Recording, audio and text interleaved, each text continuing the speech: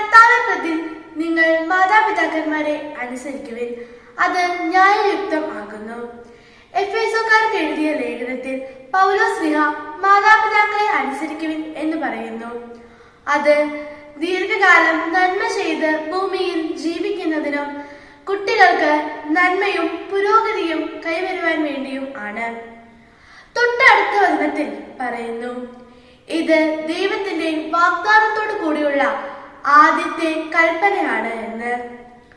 മനുഷ്യകുലത്തിന് നന്മ ചെയ്ത് ജീവിക്കുവാൻ വേണ്ടി ദൈവം മോശയ്ക്ക് കൊടുത്ത 10 കൽപ്പനകളിൽ 4ാമത്തെ കൽപ്പന മാതാപിതാക്കളെ അനുസരിക്കുവിൻ എന്നാണ്.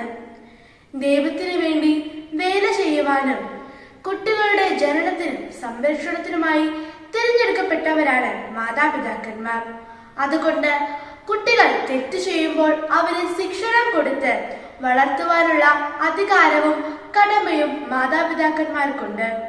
അത് അനുസരിക്കുക എന്നതിനുള്ള ഉത്തരവാദിത്തം കുഞ്ഞുമക്കളായ നമുക്കാണ്.